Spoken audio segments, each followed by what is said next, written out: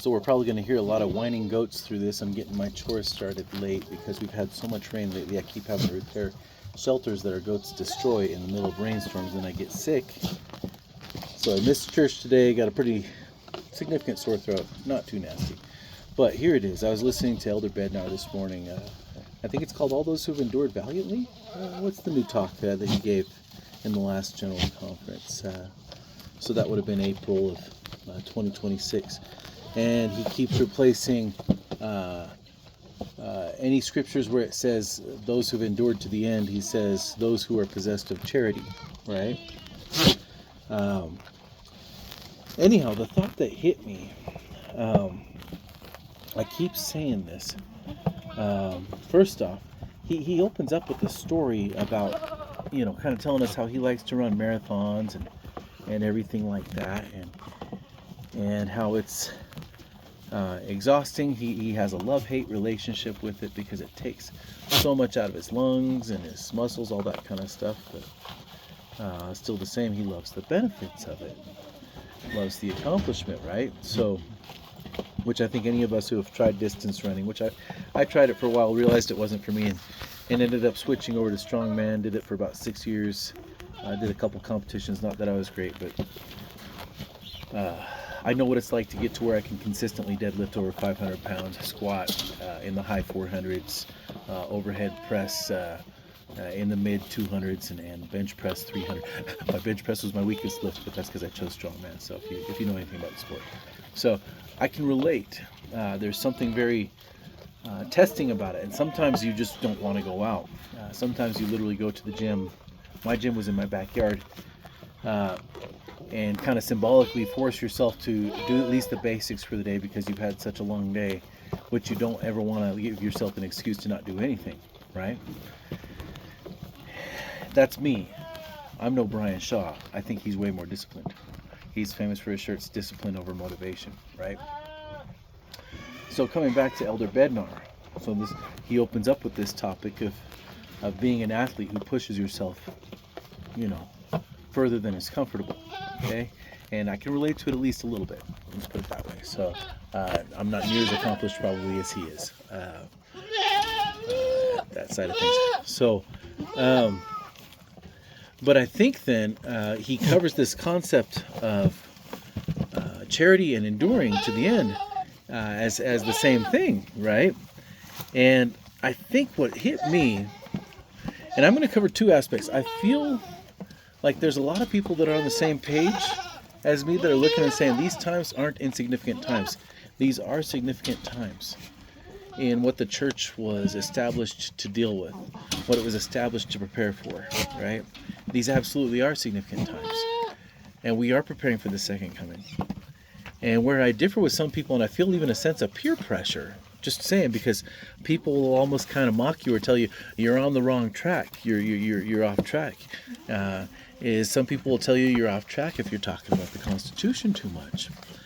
That cannot be. The Constitution is literally one of the most charitable things in the world. It's, had President Oaks recently said, in a democratic society we seek fairness for all.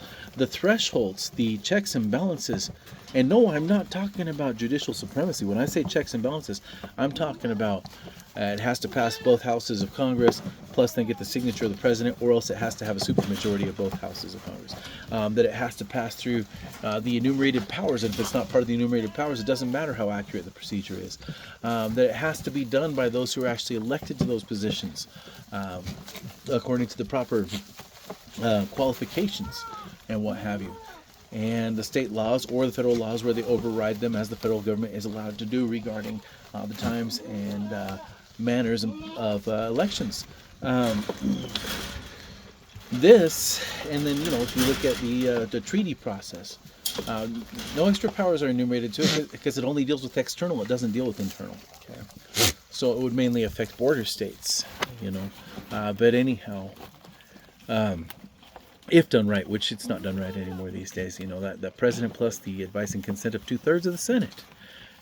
So it's not just the president, it's not just the Senate, it's got a check and a balance. That's true checks and balances, by the way. The Supreme Court, telling us what the Constitution is. That's not a true check and balance. There's no procedure written in.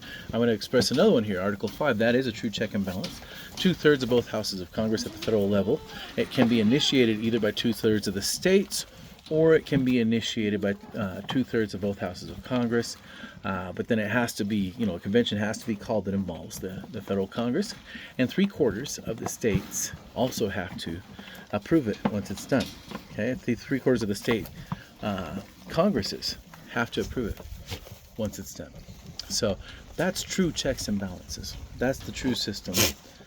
Judicial review is not part of the true system, except for in that it complies with Article 6, Clause 3. Everyone takes, as President Oak says in his 5th principle in defending our divinely inspired Constitution, our loyalty is to the Constitution, not to any office holder. Okay? So that actually gets flipped upside down when you start being loyal to 5 out of 9 justices instead of to the Constitution itself, when what they determine is in clear violation of the plain text of the Constitution, right? So, but now why am I bringing this up with this endure to the end thing?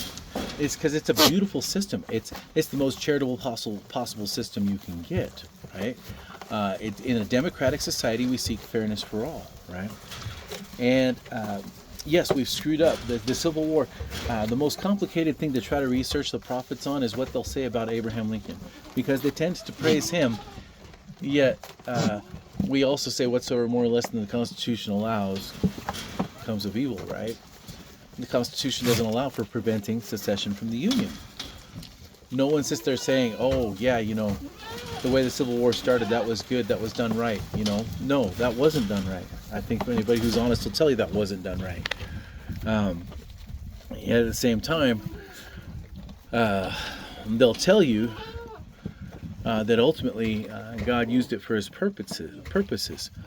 But it's diminished the effectiveness of the Constitution. There's no denying it. It simply has. The nullification crisis, the same thing. There's a reason why that's actually directly addressed in the Scriptures, and the prediction of the Civil War is also directly addressed in the Scriptures in Doctrine and Covenants. So anyhow, but there's a lot of people who will tell you we've gone too far, and there's no saving the Constitution at this point. And I keep saying that's a satanic message. Okay, Satan wants you to not endure to the end, and endure to the end. Remember, we're equating that with charity, right? And I'm not saying the people who say that are satanic, but in that moment, the same way Jesus had to say to Peter, "Get thee behind me, Satan."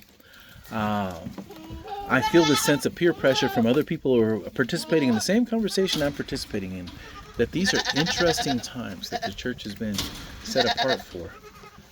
But I'm sorry, and I'm going to stand by. I just made a video yesterday talking about the living prophet over everything, right? And I apologize. I've got goats all around me. This is just what I do. If I had more free time, I'd make these videos in a more careful manner. But so I study the Scriptures while doing my chores a lot of times, what have you, So, but I think that the Satan will tell a person once they've committed a certain level of sin or something like that, hey, there's no point in going to church anymore, there's no point in trying anymore. At this point, you're a lost soul, you're condemned to hell, so stop trying, stop enduring to the end, stop having charity for yourself, stop having charity for the church, stop trying to participate in the church, stop trying to correct your bad acts, you've already come too far, so just go ahead and embrace who you are. That's a satanic message, you guys.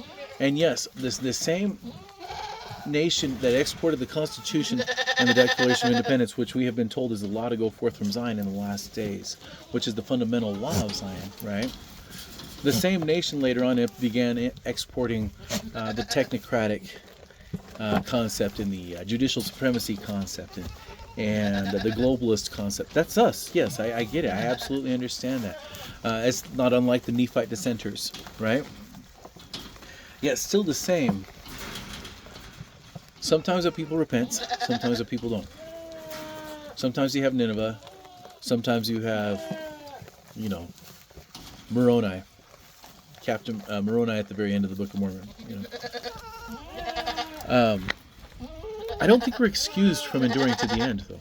I haven't seen evidence of it. As a matter of fact, I've seen us being asked to fast for religious freedom all around the world. I've seen remember the first presidency and an apostle sitting there discussing the inspiration of the Constitution and the Declaration of Independence, not just because of the religious freedom aspect, what they dug into talking about the pursuit of happiness and all sorts of deeper concepts. All of the freedoms. President Christopherson, I was very impressed. And he's being very tactful. He's trying his hardest not to be too political, right? I don't think discussing the Constitution is political, as a matter of fact. I've said that the Constitution defines the limits of what politics are allowed to discuss in the first place. And when we begin to discuss politics outside of that, we better be discussing it from the Article 5 process, or we're violating the Constitution. You know, we're externally showing that we're willing to violate the Constitution. Here you go, little buddies. So I got these new bucklings that just got separated from their moms. I separated them about a month later than I usually do. Hopefully none of their sisters got pregnant.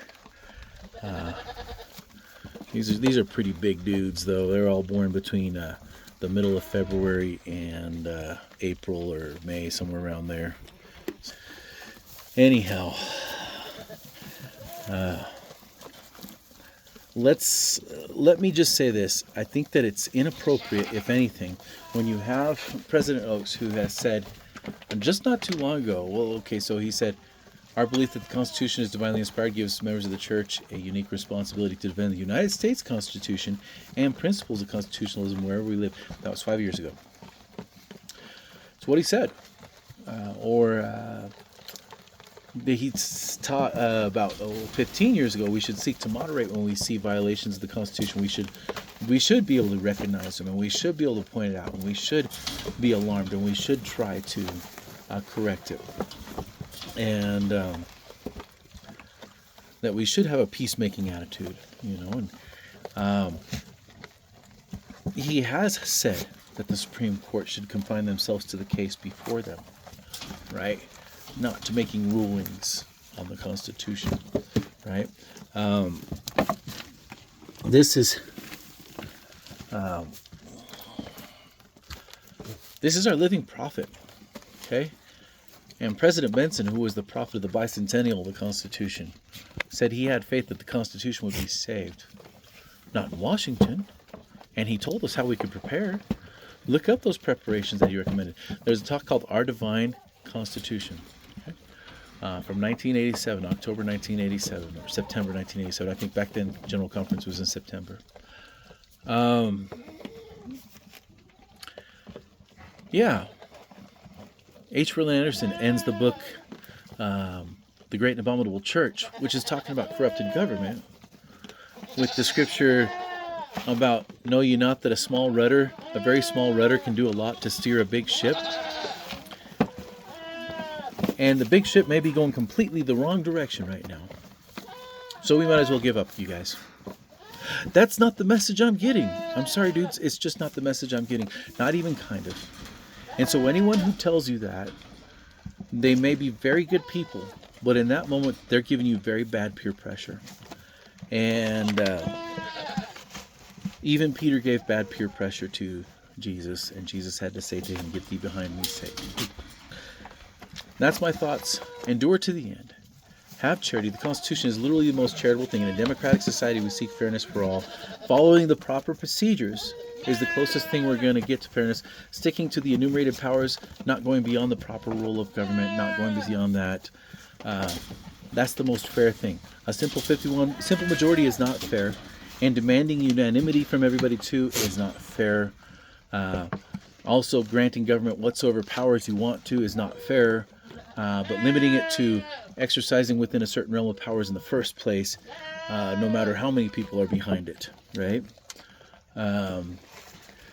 This is another concept that's very important to understand. Say, for example, 99% of the population suddenly wants to do away with all the Mormons, right? All the members of the Church of Jesus Christ of Latter-day Saints. Does that make it a right thing? No. Government has to be limited to its proper role. And I'm going to stop there. Endure to the end. Don't put up with peer pressure telling you you're not to. Look up what the prophets have said about the Constitution. I'm still trying to find that quote where they said, oh, it's too late. You guys give up on the Constitution. Just prepare for the second coming. Just prepare for the second. How can you say you're preparing for the second coming if the Lord comes and he doesn't find you still working? If the Lord finds you saying, I gave up, I'm just waiting for you to come because, it's gotten too hard. sorry, dudes, I'm not buying it. I'm not even buying it kind of for a second. Brigham Young, by the way, if you're still sending your kids on missions, that's great. Keep that up. Also, guess what? Brigham Young said he looked forward to the day when the elders of Israel would not only be preaching the gospel in missions, but preaching the liberties vouchsafed by the Constitution of the United States. It's part of our mission, you guys. That's all. So keep it up.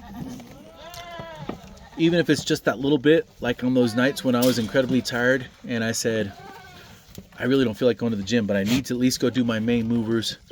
You know, I didn't get to doing 500-pound deadlifts on a regular basis. Sorry, the chin's here now, and it's not from being like Eddie Hall.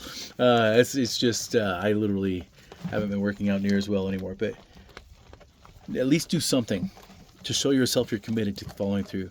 When I was trying to train myself for running, which I sucked at, I'm really bad at it, I would say, okay, just keep going until you get to the next light post. Okay, and then once I get to that light post, I'd be like, just keep going until you get to the next light. And I said, just keep going until you get to the next light post. No charitable person will tell you to give up. Okay? And in the moment that they tell you to, at least in that brief moment, they're not being charitable. That's all. And the Constitution's worth defending. It's the most charitable thing out there. So, thanks for listening, guys. See ya.